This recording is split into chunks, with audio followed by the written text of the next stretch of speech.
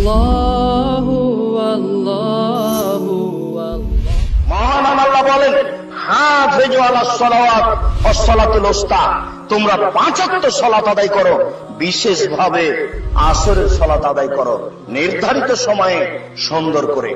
মহান আল্লাহ বলেন, কাদ আফলাহাল মুমিনুন আল্লাযীনা হুম ফি সালাতিহিম খাশিউন, ওরাই সফল হলো যারা ভয় ভীতি নিয়ে সালাত আদায় করলো। ভয় ভীতি নিয়ে সালাত আদায় করলে সফল হবেন ইনশাআল্লাহ। রাসূল সাল্লাল্লাহু আলাইহি সাল্লাম বলেছেন, ইসলাম নির্ভর করে পাঁচটি জিনিসের উপরে, তার 2 নম্বর হচ্ছে সালাত। আল্লাহ 24 ঘন্টায় 5 ওয়াক্ত সালাত ফরজ করেছেন। সংক্ষিপ্ত বিবরণে আল্লাহ রাসূলের ভাষাতে বুঝতে পারছিলাম সালাত ফরজ। সম্মানিত উপস্থিতি, সালাত আদায় করতেই হবে যে কোনো মূল্যে। ওযু করে সালাত আদায় করতে হয়, পানি নেই, তায়াম্মুম করে সালাত আদায় করতে হবে, মাটি নেই, বিনা ওযুতে বিনা তায়াম্মুমে সালাত আদায় করতে হবে। দাঁড়িয়ে থেকে সালাত আদায় করতে হয়, দাঁড়িয়ে থাকা যায় না, বসে থেকে করতে হবে, বসে থাকা যায় না, শুয়ে থেকে সালাত আদায় করতে হবে। স্বাভাবিক গতিতে মাটির উপরে বসে সালাত আদায় করাই সুন্নাত, উত্তম। সম্মানিত উপস্থিতি, আপনি শুয়ে সালাত আদায় করুন। শত্রু তাড়া দিয়েছে, দৌড়িয়ে চলে যাচ্ছেন, এই অবস্থাতে সালাত আদায় করুন। গাড়িতে দাঁড়িয়ে আছেন, হাত দুটি উপরে করে আছেন, শিকলি ধরে আছেন, আপনার সালাতের সময় পার হয়ে যাচ্ছে, এই অবস্থাতেই সালাত আদায় করুন। পরিষ্কার কাপড় পরে নামাজ পড়তে হয়, পরিষ্কার কাপড় নেই, যেই কাপড়ে পেশাব পায়খানা লেগে আছে এই কাপড় পরেই সালাত আদায় করুন। পেশাব পায়খানা লেগে থাকা কাপড় নেই, কোনো কাপড়ই নেই, কারণবশত আপনি উলঙ্গ হয়ে আছেন, উলঙ্গ অবস্থাতে নামাজ পড়তে হবে, পড়তেই হবে। নামাজ এমন একটা ইবাদত যার বিকল্প কোনো পথ নেই।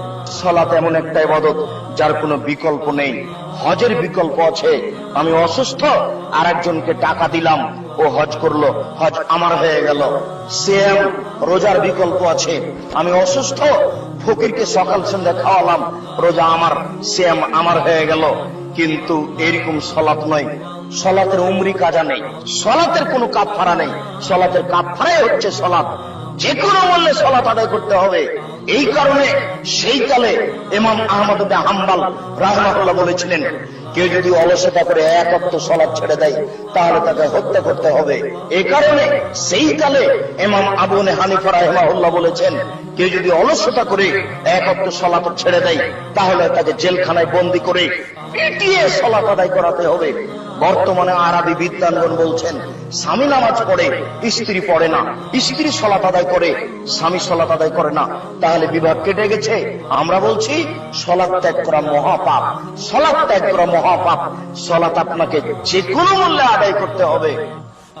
সম্মানিত দিনী ভাই, আমরা সংক্ষিপ্ত বিবরণে বুঝছিলাম সালাত আদায় করতেই হবে।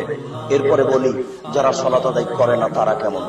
আমাদের নবী মুহাম্মদ সাল্লাল্লাহু আলাইহি সাল্লাম বলেন, মান তারাকা সালাত মুদাম্মাদান ফাকাত কাফারা, কেউ যদি ইচ্ছাকৃত সালাত ছেড়ে দেয় তাহলে সে কাফের হয়ে গেল। আমাদের নবী মুহাম্মদ সাল্লাল্লাহু আলাইহি ওয়াসাল্লাম বলেন, বাইনাল আবদি ওয়া বাইনাল কুফরি তারকুস সালাত, মুসলমান এবং কাফেরের মধ্যে পার্থক্য হচ্ছে সালাত ছেড়ে দেওয়া। যারা সালাত আদায় করে তারা মুসলমান, যারা সালাত আদায় করে না তারা কাফের। আমাদের নবী মুহাম্মদ সাল্লাল্লাহু আলাইহি সাল্লাম বলেন, উমিরতু আন উকাতিলান নাস হাত্তা ইয়াকুলু লা ইলাহা ইল্লাল্লাহ ওয়া ইকুমুস সালাহ, আমাকে আদেশ করা হয়েছে যে আমি মানুষকে পিটিয়ে সালাত আদায় করাবো, যে কোনো মূল্যে, মারবো না হয় মরবো। যদি তারা লা ইলাহা ইল্লাল্লাহ বলে, সালাত আদায় করে, আশা মুমিন দিমাহুম ওয়া মালাহুম, তাহলে তাদের টাকা, সম্পদ, রক্ত নিজেকে নিরাপদে করে নিল। সালাত আদায় না করলেও কাফের হয়ে যায়। সংক্ষিপ্ত বিবরণে বুঝলাম, সালাত আদায় না করলে মানুষ কাফের হয়ে যায়। আল্লাহু আল্লাহু আল্লাহু আল্লাহ আল্লাহু আল্লাহ